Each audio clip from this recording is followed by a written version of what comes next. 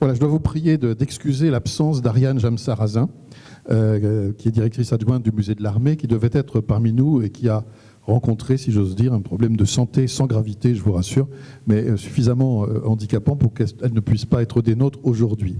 Ariane est connue pour ses travaux sur Hyacinthe Rigaud et nous avions convenu qu'elle évoquerait les portraitistes des Colbert, notamment donc François de Troyes, Nicolas de Largillière et Rigaud.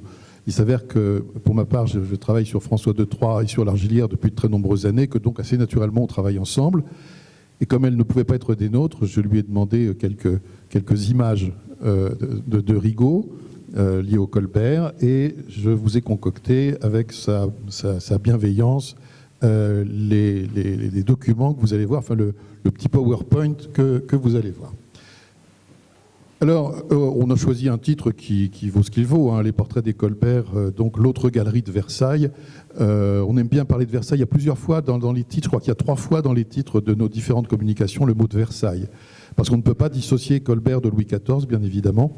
Et puis, comme vous le verrez, cet après-midi notamment à propos de Sceaux, Colbert, que Madame de Sévigné avait surnommé le Nord, pour sa froideur, est en fait un personnage caractéristique du XVIIe siècle, c'est-à-dire quelqu'un qui cache profondément son moi, sa personnalité intime, et qui ne montre au public, aux commentateurs de l'époque, à ses contemporains, qui ne montre que la face, je dirais, officielle du personnage, liée à ses fonctions. Et de ce point de vue, comme c'est un énorme travailleur, comme son fils Seignelay, qu'il a élevé en ce sens, éduqué en ce sens, nous savons peu du caractère de Colbert. On a le caractère, je dirais, celui des gens qui travaillaient avec lui, qui disaient qu'il était épouvantable, hein, qu'il était cassant, qu'il était rapide, mais il était d'une efficacité absolument redoutable. Voilà. Mais il semblerait que du côté plus intime, le personnage ait eu une assez grande sensibilité, ce que l'on verra à travers cet après-midi, ce qu'on pourra dire de Sceaux, mais on le sent déjà dans le rapport des Colbert au portrait.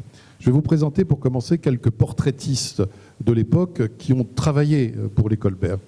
Le premier, ce n'est pas le premier dans l'ordre chronologique, mais je les ai classés dans l'ordre chronologique de leur naissance, mais il y a évidemment des va-et-vient d'un portraitiste à l'autre. Le premier, c'est Philippe de Champaigne qui a laissé, vous allez le voir dans un instant, un portrait. Ce n'est pas le portrait qui apparaît ici, qui est le portrait de Lemercier, l'architecte, par Champaigne. Champaigne, qui, vous le savez, avait des relations assez privilégiées avec Port-Royal et qui est un portraitiste assez austère. Et il a laissé de Jean-Baptiste Colbert, le grand ministre, un portrait qui est aujourd'hui au Metropolitan de New York et qui est absolument magnifique. Champaigne est connu donc pour ses portraits assez austères, tout est relatif, mais également pour des tableaux d'histoire, des tableaux religieux notamment, assez hauts en couleur, hein, souvent, dont le propos est assez austère, mais dont la manière est plutôt délicate. Voilà. Alors, Champaigne. Ensuite, vous avez un artiste qui est né en 1612, Pierre Mignard, bien connu, qui est l'un des plus grands portraitistes français du XVIIe siècle. Vous avez ici son autoportrait au moment où il prend la place de Lebrun à la tête de l'Académie royale de peinture et de sculpture. Et Mignard est un artiste, évidemment, dont les portraits sont, je dirais, plus mondains que ceux de Champaigne, qui étaient assez austères, je le redis. Vous avez, voilà, lui aussi avait une double casquette, si l'on peut dire, de portraitiste et de peintre d'histoire. À l'époque, les deux genres étaient très différenciés. On était portraitiste ou peintre d'histoire, mais quelques artistes réussissaient à peindre dans les deux genres. Alors un artiste qui est moins connu, mais qui a joué un rôle important dans l'histoire du portrait français, c'est Claude Lefebvre, qui est né en 1632, mort en 75.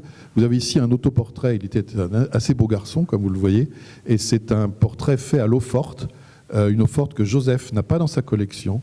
Je le dis parce que si quelqu'un parmi vous a cette eau-forte, Joseph est intéressé.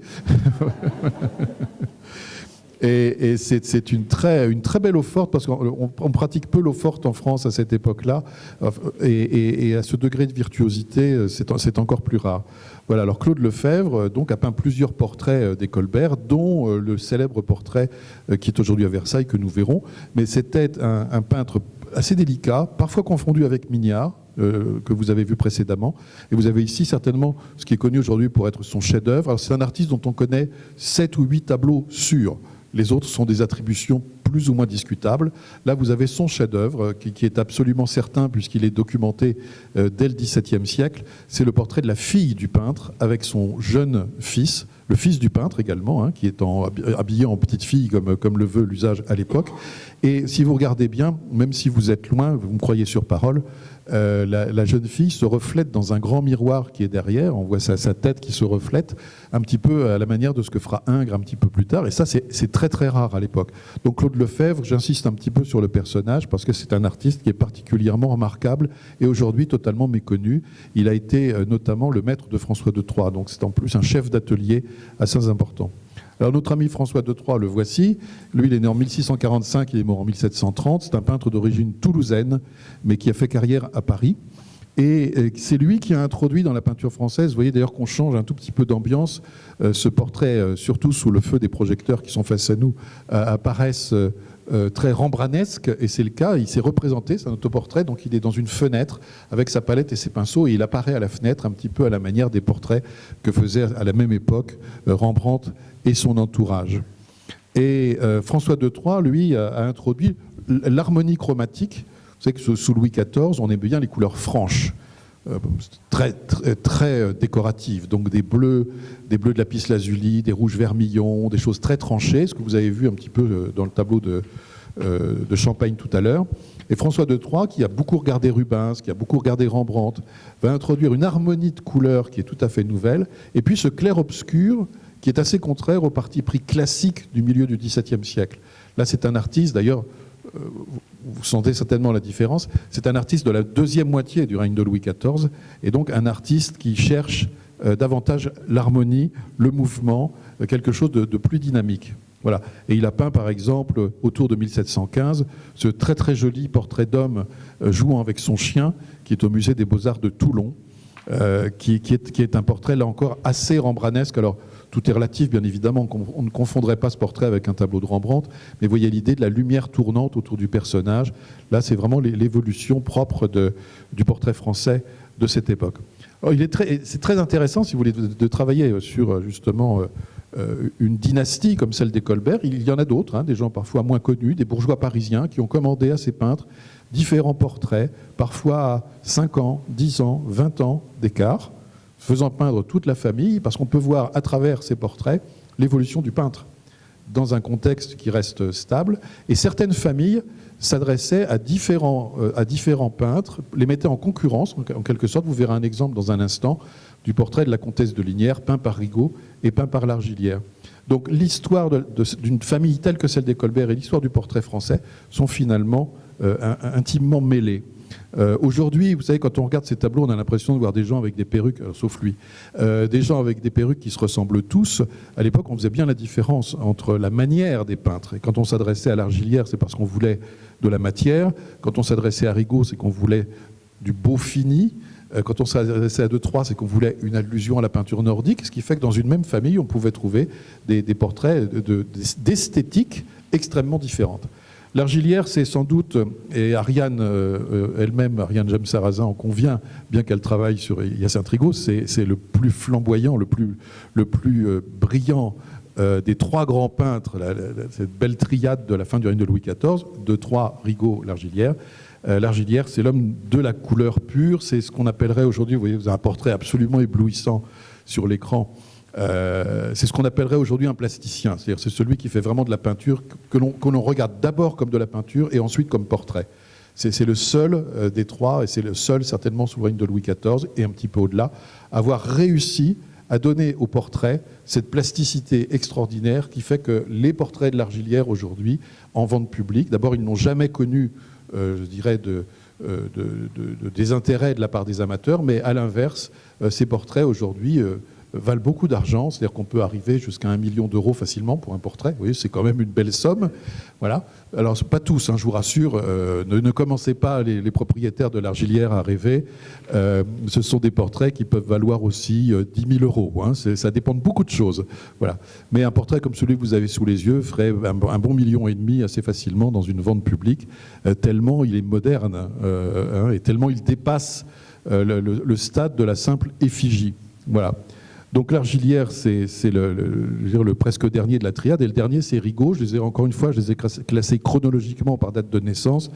Donc lui, il est né en 1659, mort en 1743. Je ne vous ai pas dit, mais l'Argilière est né à Paris, il a été formé en Flandre, et puis il est allé en Angleterre. Je ne fais pas le détail, avant de revenir en France. Ce qui fait qu'il a une formation vraiment du métier de peintre, parce que la formation à Anvers, en l'occurrence, dans la ville de Rubens, cette formation permet beaucoup de choses. C'est une formation extrêmement généreuse et très technique. Et l'Angleterre lui a appris l'élégance du portrait, de Van Dyck notamment, qui était lui-même anversois. Et donc, quand il revient en France, si vous voulez, il a un très beau métier de peintre, un très beau sens de l'élégance, et il arrive en France au début des années 80. Je vous rappelle que la cour s'installe à Versailles en 1682, et donc il arrive en France au moment où on a besoin de cela, on a besoin d'éclat et on a besoin d'élégance. Et c'est comme ça qu'il va devenir le plus grand portraitiste, avec Rigaud, qui lui est né à Perpignan, a été formé à Montpellier, est monté vers Paris en s'arrêtant à Lyon, s'est installé à Paris au début des années 1680 également. Donc on a deux artistes en concurrence qui ont vécu sur une période qui est à peu près identique, qui comprend donc la fin du règne de Louis XIV, la Régence et le début du règne de Louis XV. Et la caractéristique de Rigaud, qui a peint évidemment l'icône absolue du règne de Louis XIV, à savoir le portrait de Louis XIV en 1701, la marque de Rigaud, c'est à la fois cette lumière tournante qu'on a vue chez Detroit tout à l'heure, en clair-obscur, et puis le fini extrêmement précieux des étoffes, velours, satin, dentelle. Il est très doué pour ces choses-là. Il était fils de tailleur, il y a peut-être un lien, mais voilà sa caractéristique. Alors je vous propose qu'on jette, je vais plagier Joseph, il me pardonnera, l'arbre généalogique des Colbert, un arbre généalogique simplifié. Donc alors je vous signale ces deux, alors j'espère que je vais appuyer sur le bon bouton, non. Voilà. Ici vous voyez, vous avez deux branches qui partent. Pour faire simple, vous avez le grand Colbert qui est là, voilà. Pour faire simple, vous avez deux branches qui partent par là. On retrouve évidemment les ascendants signalés par Joseph tout à l'heure, mais vous avez ici donc une branche qui part, ce sont les Colbert de Villasserre, Saint-Poinge-Villasserre pour faire simple, et vous avez ici donc les Colbert de Croissy et de Torcy sur le côté. Voilà. Donc, je vous présente les personnages importants qui sont donc Colbert, son fils le marquis de Seignelay. Voilà, vous avez ici donc Jacques-Nicolas Colbert, qui est un autre fils de Jean-Baptiste. Et puis si on passe donc à l'image suivante, donc vous retrouvez les deux niveaux, avec donc Colbert de Croissy, qui a fait une carrière diplomatique, ça a déjà été dit, très importante. Ici son frère, donc Nicolas Colbert, qui a été évêque de Luçon, puis évêque d'Auxerre. Et en dessous, donc le fils de Croissy, qui est Colbert de Torcy, qui est certainement l'un des personnages les plus attachants de la famille, très brillant, lui aussi, d'ailleurs vous le verrez tout à l'heure, c'est celui qui est le plus portraituré, brillante carrière diplomatique, Charles Joachim Colbert, évêque de Montpellier, et puis dans la famille Villasserre, le père, donc Édouard Colbert de Villasserre, qui a été lui surintendant des bâtiments du roi, c'est-à-dire à l'époque c'est à peu près l'équivalent du ministre de la Culture, de Louis XIV donc, et puis l'un de ses frères dont il a été également question, Jean-Baptiste Michel Colbert de Villasserre, qui a été archevêque de Toulouse. Je vais vous montrer des portraits un petit peu de tous ces gens-là. Ce qui est intéressant de constater, c'est qu'il y a une multiplication, indépendamment des portraits du grand Colbert, une multiplication des portraits Colbert à partir des années 80-90, c'est-à-dire après la mort du ministre. Parce qu'il a pris le temps, je dirais, de caser un tout petit peu les éléments de sa famille, qui sont arrivés à de hautes fonctions à la toute fin du règne de Louis XIV. Et donc, dans les années 90, on voit toute la famille, différentes branches, se précipiter chez les portraitistes au moment où ils acquièrent des charges, où ils font des mariages avantageux. Voilà, donc vous verrez ça dans un instant. Alors, on va faire un tout petit peu, si vous voulez, l'inventaire des portraits du grand Colbert. Alors, il y en a d'exceptionnels. Je ne peux pas tout vous montrer, parce qu'il y a des choses importantes, d'autres moins. Il y a beaucoup d'estampes. J'ai éliminé, Joseph, je suis désolé, j'ai éliminé les estampes parce que sinon, ça nous menait vraiment trop loin. J'en suis resté à la peinture, mais vous avez sous les yeux le portrait de Colbert en 1655 par Philippe de Champaigne, tableau qui se trouve, excusez du peu, au Metropolitan de New York, et qui est à la fois un portrait de Colbert extraordinairement efficace et une œuvre d'art en soi particulièrement remarquable. Vous noterez, c'est la seule occasion que vous aurez de le voir, le sourire. Hein, c'est Colbert souriant en 1655, bon, très bien. Il n'est pas encore l'ombre de Louis XIV à ce moment-là, il devient l'ombre de Louis XIV en 1661, au moment de la prise de pouvoir par Louis XIV. Donc à cette époque-là, il est, je dirais, dans un cabinet où il est petite main, mais petite main importante quand même déjà, et vous voyez qu'il tient ce papier plié délicatement, hein, avec une main qui est absolument magnifique, et on sent d'emblée, à travers ce portrait de Champaigne, je vous disais tout à l'heure, Champaigne est un artiste qui a plutôt tendance à être austère dans son propos, mais assez voluptueux dans son écriture, ce qui est un peu contradictoire et très intéressant. C'est un artiste beaucoup plus complexe qu'on ne le pense. Il a réussi, avec ce vêtement noir, qui est un vêtement vraiment d'administrateur, je dirais, il a réussi à lui donner ce caractère austère, et par le sourire, et par la délicatesse de la main, et par quantité de choses, à lui donner une espèce d'onctuosité, de présence bienveillante, qui est complexe. Ça nous donne un tableau assez complexe, hein, et qui est tout à fait, évidemment, à l'avantage de Colbert. Alors les choses se gâtent, si j'ose dire, mais enfin quand même pas, il ne faut pas exagérer. Là, on a un Colbert qui est aux affaires, il est devenu le grand patron, hein, le boss. Il cumule donc les fonctions, surintendant des finances, la marine, les bâtiments du roi, etc. Donc c'est quelqu'un qui est incontournable, comme on dit aujourd'hui, dans la vie politique, administrative et mondaine française. Et il est ici représenté par Claude Lefebvre, dont vous avez vu le petit portrait à l'eau-fort tout à l'heure. Un artiste, je vous disais, dont on connaît une petite dizaine de tableaux assurés. L'un des plus sûrs étant celui-ci, puisqu'il s'agit de la pièce de réception à l'Académie royale de peinture et de sculpture de Claude Lefebvre en 1666. À cette époque, Colbert était le protecteur de l'Académie et il fallait absolument que l'Académie eût un portrait de son protecteur. C'est comme ça que les collections de l'Académie se sont constituées grâce aux pièces de réception. C'est-à-dire que pour faire partie de l'Académie, il fallait laisser un tableau quand on était peintre d'histoire, 2 tableaux quand on était portraitiste, ou un seul quand on peignait un personnage vraiment important. Et ce portrait magnifique de Colbert, qui est toujours dans un costume austère, mais on le sent un tout petit peu plus à l'aise que dans le tableau précédent. Je parle du point de vue de son environnement. Hein. C'est un tout petit peu plus brillant que dans ce tableau un peu plus neutre de Champaigne.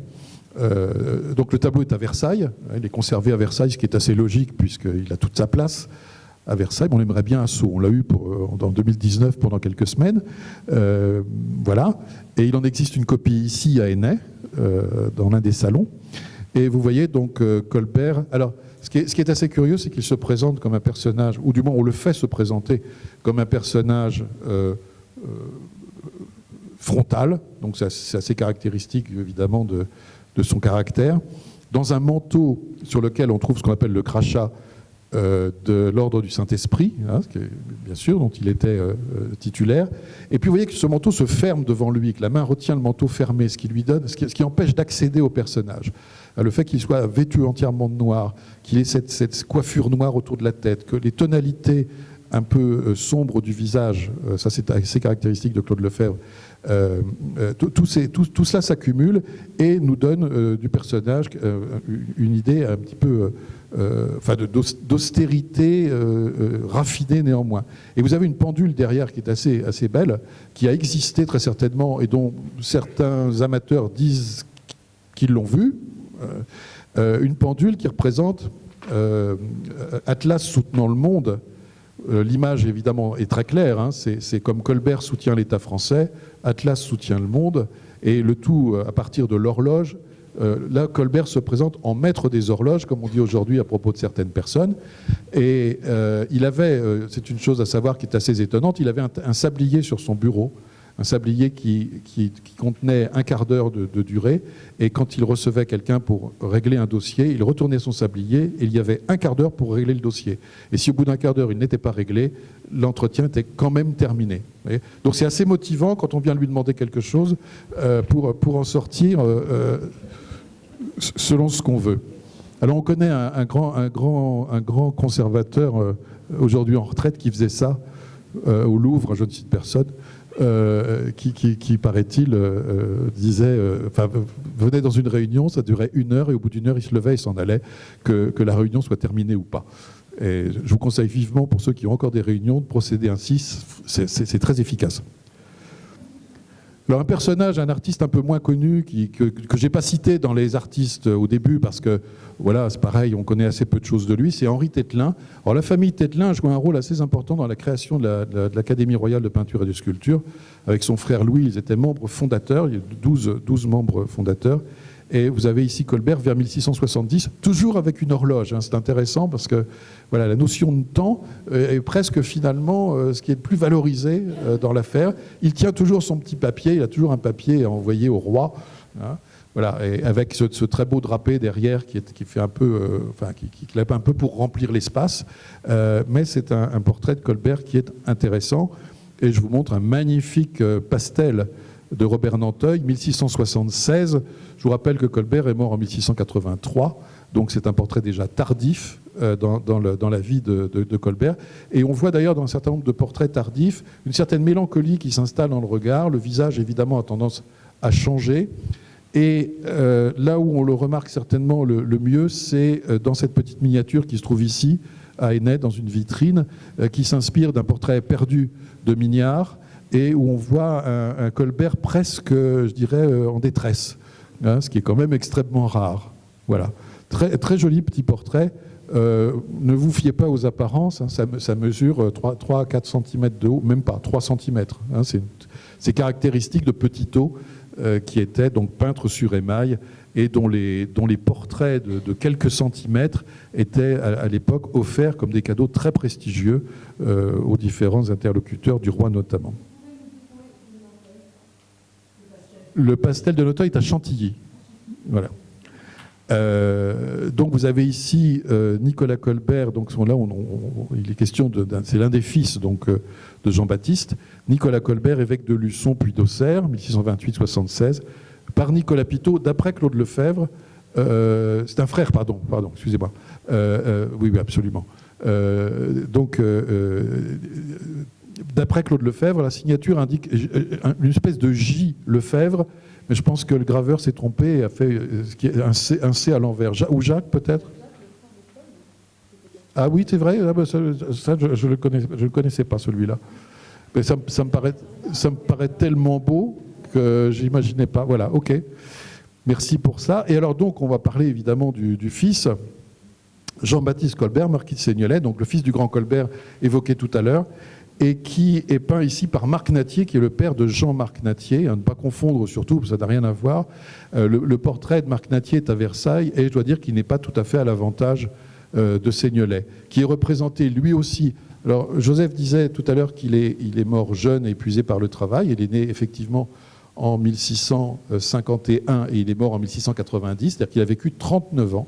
L'éducation qu'il a reçue était extrêmement difficile, on le sait par différents témoignages. Quand je dis difficile, c'est que les objets traversaient la pièce parfois assez rapidement et sans plus de contact.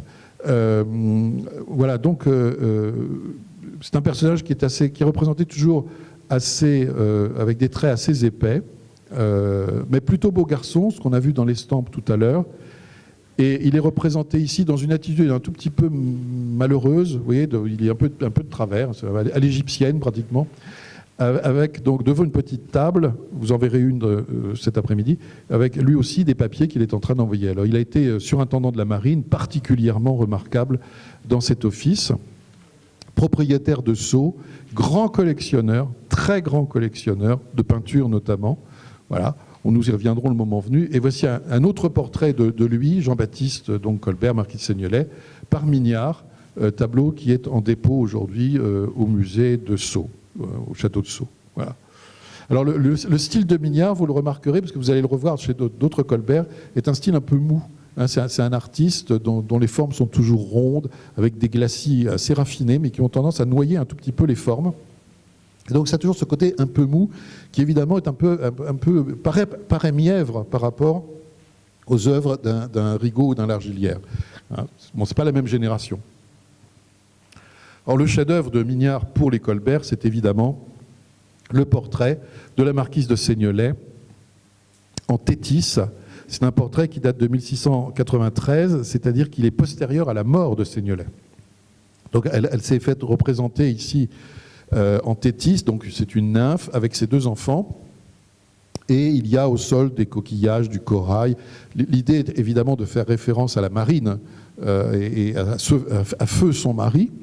C'est un tableau de très très grande dimension pour un portrait de cette époque, qui se trouve conservé à Londres, à la National Gallery, et bon, voilà, qui est un grand chef-d'œuvre du portrait français de la fin du XVIIe siècle, à une époque où Mignard continue de vouloir imposer à l'école française des modèles bolonais qui sont un peu passés de mode.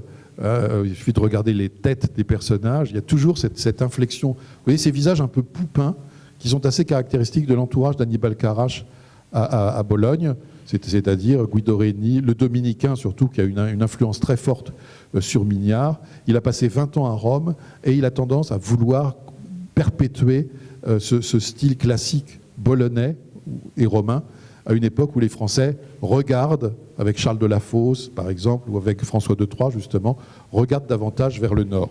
Voilà. Mais c'est évidemment un grand chef-d'œuvre de peinture française classique. Voilà. Jacques-Nicolas Colbert, donc autre fils de Jean-Baptiste, qui lui devient archevêque de Rouen. Vous l'avez ici donc assez jeune, vers 1670 par Nanteuil, et vous l'avez ici par Rigaud en 1696. Quand même, comme je vous le disais tout à l'heure, les années 90 vont être extrêmement bénéfiques pour la galerie de portraits des Colbert. Et je vous montre ici une copie du tableau que vous avez à la droite de l'écran, une copie qui vous donne une idée des couleurs, parce qu'en fait, le tableau qui est à droite est sale, il a besoin d'être très nettoyé, et les couleurs de Rigaud sont souvent assez chatoyantes, et là, il profite bien évidemment du costume de l'archevêque pour faire chanter des couleurs très vives, comme vous le voyez, et l'estampe qui en a été tirée est particulièrement révélatrice de cette acuité du dessin de Rigaud et de cette élégance naturelle qu'avait le peintre et de l'intérêt qu'il avait évidemment pour les effets d'étoffe.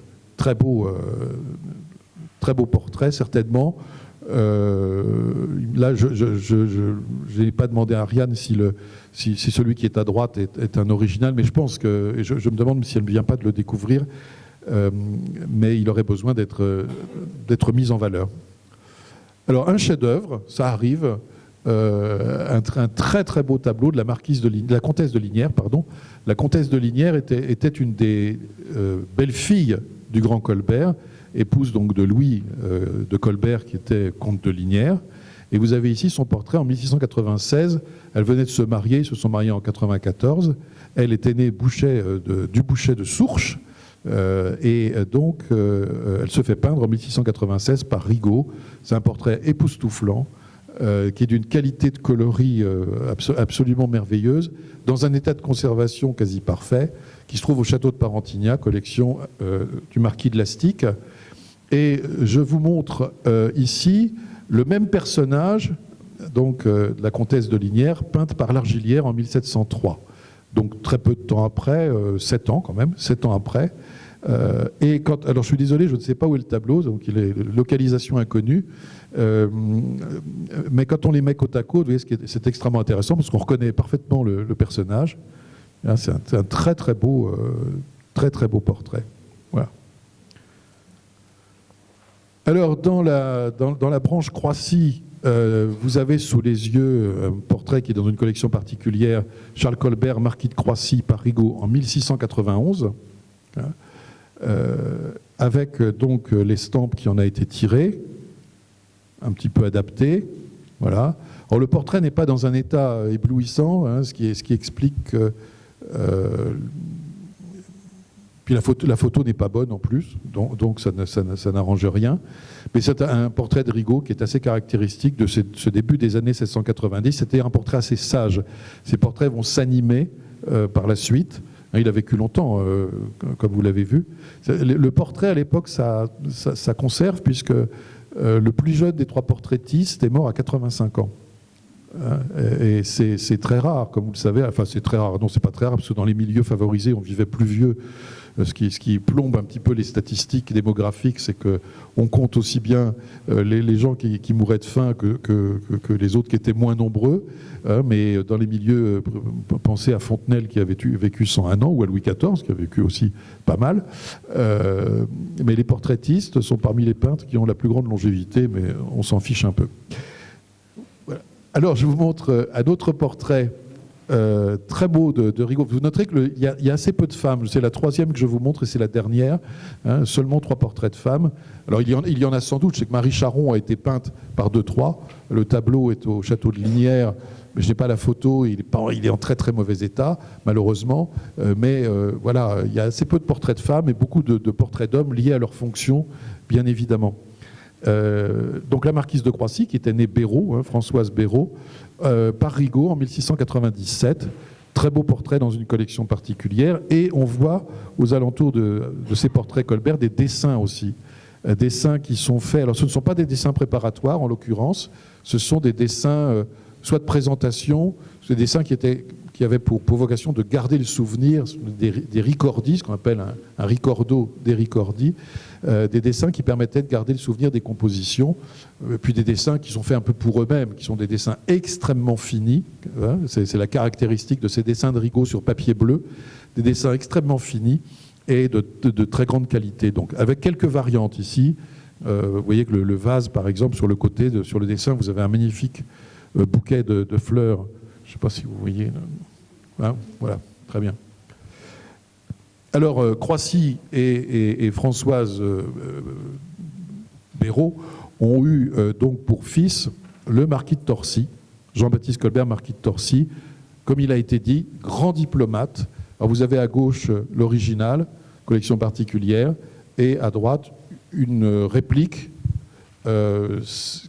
que j'ai mise pour que vous voyez un tout petit peu quand les tableaux sont en bon état et nettoyés. Vous voyez que on sent que l'espace est plus sensible. Voilà. Donc là, on a un portrait, si vous voulez, de personnage qui s'impose, qui rappelle un petit peu, toutes choses égales par ailleurs, le portrait du grand Colbert par Lefebvre que nous avons vu tout à l'heure, c'est-à-dire une position frontale d'un homme décidé, qui a l'écharpe du Saint-Esprit. Alors, elle est très pratique, cette écharpe du Saint-Esprit, parce qu'elle était bleue, un bleu céleste, comme le dit comme le disent les statuts de l'ordre, bleu céleste, et souvent ça permet de casser le caractère un peu monochrome de certains tableaux. C'est le cas ici. Donc avec une grande perruque qui est caractéristique de la fin des années 90, c'est-à-dire très ample, avec 2 toupets sur le haut qui sont assez remarquables. Et je vous montre également un dessin, vous voyez, un dessin sur papier bleu, très achevé, de cette composition. Alors vous voyez, ce qui est intéressant au fur et à mesure que nous avançons, c'est de voir combien une famille peut aiguillonner en quelque sorte la vie artistique. On verra de multiples façons aujourd'hui, mais là on s'en rend très bien compte. Alors un autre portrait du même personnage, marquis de Torcy, en 1699-1700, donc un tout petit peu après. Magnifique tableau en collection particulière également. Ce sont des tableaux qui sont dans la famille, tout simplement. Restauré en 2019 à l'occasion de l'exposition de Sceaux. Là, on le voit. Alors, le papier qu'il a à la main, il est écrit dessus, comme assez souvent, au roi, tout simplement. Et il a la main, vous voyez, qui tient une plume et qui est portée vers l'encrier dans un très beau fauteuil.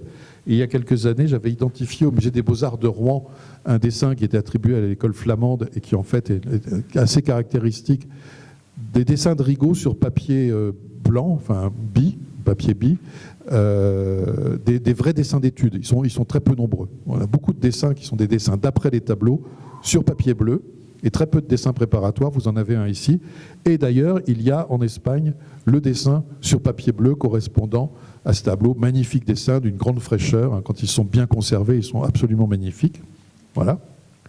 Et le même Torcy a été peint par François de Troyes vers 1700. Le tableau est aujourd'hui à Versailles. Merci infiniment. Le tableau est aujourd'hui à Versailles. Il est représenté ici en chancelier de l'ordre du Saint-Esprit. Et vous voyez qu'il il porte la main sur les statues. Il y a le coffret avec les sceaux de l'ordre posés sur la table. Il a évidemment ce costume extravagant dont quelques-uns sont conservés au Louvre aujourd'hui, qui sont des costumes absolument magnifiques, brochés d'argent. Et il y a un petit serviteur sur le côté qui tient un portrait, c'est le portrait de Colbert de Croissy, c'est le portrait de son père, qui est représenté à côté, qui lui aussi avait joué un rôle important dans l'ordre du Saint-Esprit. Et François de Troyes, pour faire ce portrait, réalisait lui aussi un certain nombre de dessins préparatoires qui se trouvent en collection particulière. Vous en avez un ici, avec des variantes assez sensibles, et il en existe un troisième que je ne vous montre pas. Et toujours issu des Croissy, donc Charles Joachim Colbert, évêque de Montpellier, d'après Jean Raoult, là on est beaucoup plus tard, 1738-39, c'est un tableau qui est, je vous disais, oui, au musée de Montpellier. C'est un tableau qui dérive des compositions de Rigaud, c'est-à-dire avec beaucoup d'étoffes, beaucoup de mouvements dans les étoffes, mais on sent qu'on est arrivé au bout de quelque chose, et c'est la génération de Nattier qui va renouveler. Je vois que Nicolas Sainte-Fargado n'est pas d'accord, mais on en parlera après. Voilà. Et je vous montre le plus jeune, qui a un très joli portrait, magnifique, assez fringant, de Louis-Henri François de Colbert. J'ai oublié la particule. Chevalier puis comte de Croissy, donc 1676-1747, par Rigaud en 1693. C'est un très joli tableau. Là aussi, la photo n'est pas très bonne, mais le tableau est magnifique. Et vous avez ici un dessin préparatoire, pas un dessin préparatoire, un dessin, pardon, fait d'après le tableau. Alors vous voyez le problème des papiers bleus quand ils sautent de l'époque, quand ils sont exposés trop longtemps, ils changent de couleur, ils sont insolés, on appelle ça comme ça, et ils virent au jaune. Un jaune un petit peu désagréable quand on voit évidemment tout l'intérêt de ces papiers bleus magnifiques, mais c'est un très beau dessin néanmoins qui se trouve conservé au musée du Louvre. Voilà. Et je vous montre ici, on l'a vu tout à l'heure, Michel Colbert, donc, qui est un cousin issu de Germain du grand Jean-Baptiste. Voilà, gravure de Peter von Schuppen d'après Claude Lefebvre. Alors, Lévi-Lasserre, j'en ai presque terminé. Suis-je dans les temps? J'ai mis ma montre à l'envers. Je me disais, bizarre cet horaire.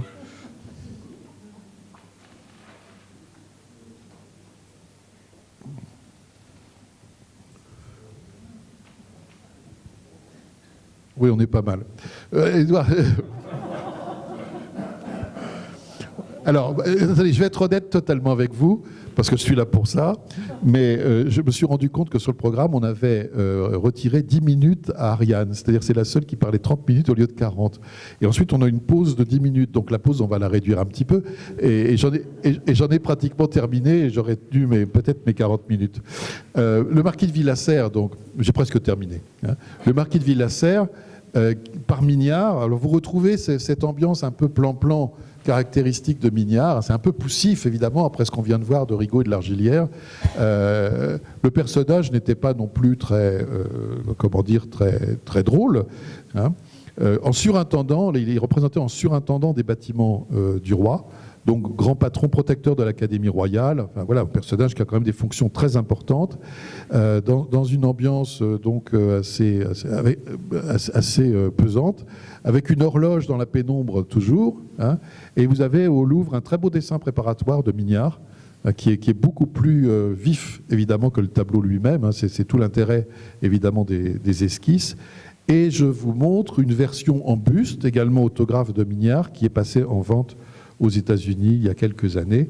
Voilà, vous voyez que le portrait, le visage, ce qu'on appelle le masque, est assez fermé. Et on n'a pas idée d'un personnage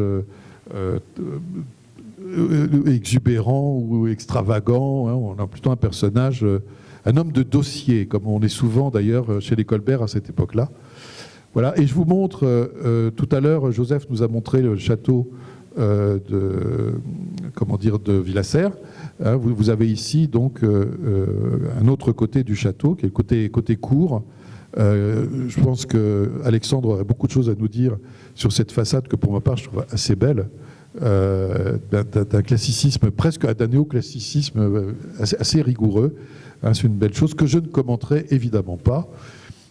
Et toujours issu de la même branche Villasserre, Jean-Baptiste Michel Colbert de Villasserre, archevêque de Toulouse. Hein, donc c'est un frère d'Édouard que nous venons de voir.